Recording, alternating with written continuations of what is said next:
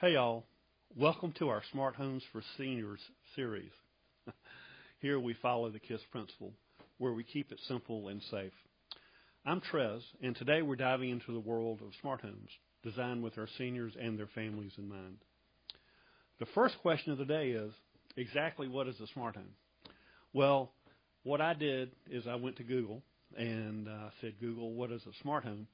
And Google came back with the Oxford Dictionary and said a smart home is defined as a home equipped with lighting, heating, and electronic devices that can be controlled remotely by phone or computer. Well, that's a pretty simple explanation of what a smart home is. And the majority of my experience has been with Amazon's Echo devices and Amazon's Eero mesh Wi-Fi products. So if you're using Google Home or any other smart home devices, many of these explanations also apply to you too. So, one thing I've always told people with technology is you really can't destroy anything. So go ahead and try it, and you'll learn if you push the wrong button. So let's get into our series here today. My experience, my personal experience with smart home technology started when I purchased a Amazon Echo Dot.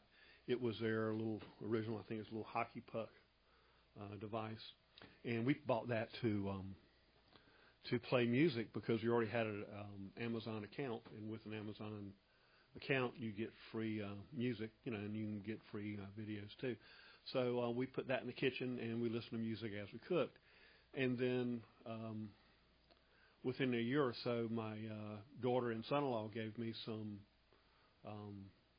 smart lights for a Christmas present, and they were the Philips Hue smart lights. All they do is you can turn them on and off and dim them remotely, but they don't have the fancy colors and all that stuff.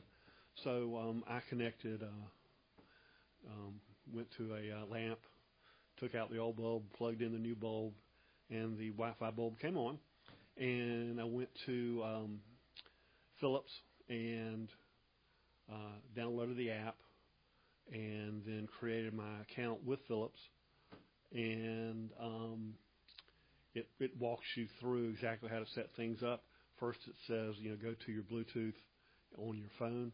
And I went to my iPhone, went into settings and Bluetooth, found the light, connected to it, went back to the app, and then connected the app to the phone through Bluetooth, and then it walks you through. You connect it to your local Wi-Fi, and from then you can control the light bulb with your phone. And then I went into Alexa, and I had the Alexa app running on my phone, and I added the Philips Hue. They call it a skill. I added the Philips Hue skill to the Amazon Alexa app on my phone.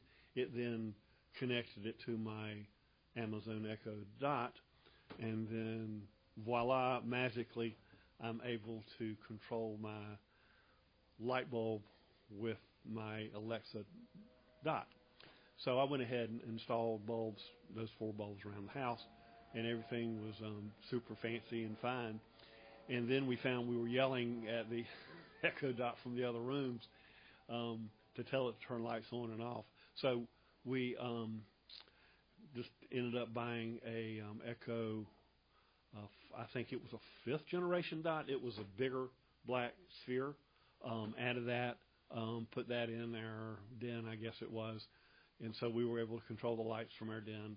And over a period of time, we ended up with, I think, 6 Echo devices in our house. We have Echo Dots, we have the Echo Dot with clock, we have the Echo Show 5-inch, and I've got an Echo Show 8-inch. And so we have them kind of scattered all over the place. So we don't have to yell at our house anymore. We can talk in a normal tone and have it turn the lights on and off. And so we started adding more lights as we got them for presents. And then I purchased some from my local Lowe's. So we have, 12, 15, maybe more lights in our house that we can control with our Echo products. So I consider us to have a pretty smart home.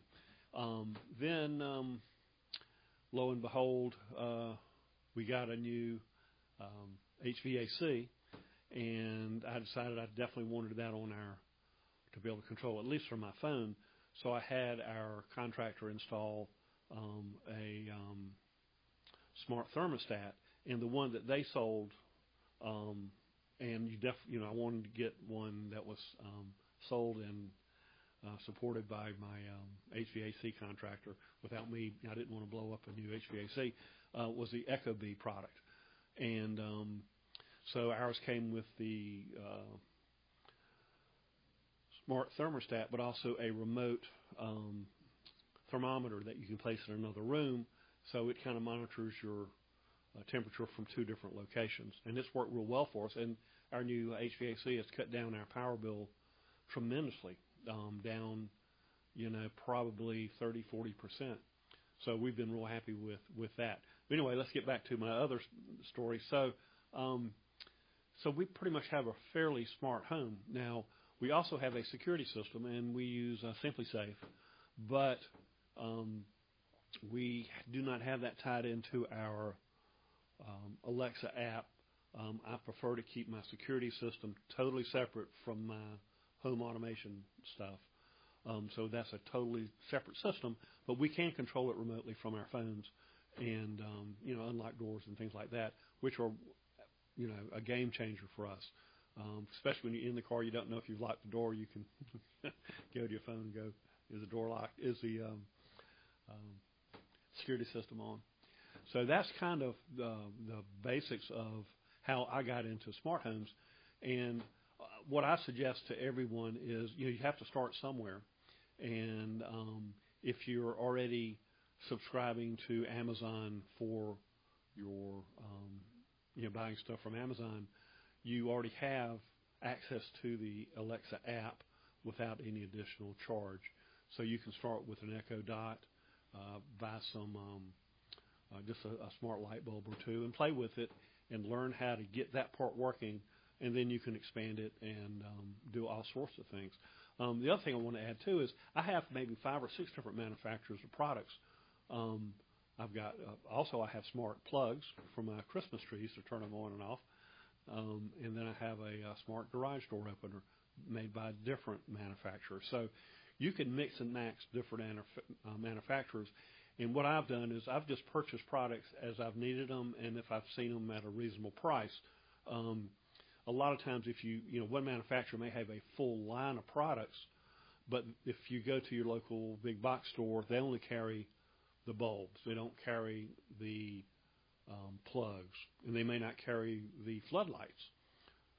So I've just, the cool thing about this technology is you can add multiple manufacturers to your products, and you still control it from your phone, and you can still control it through Alexa, but you just don't have to standardize on one product.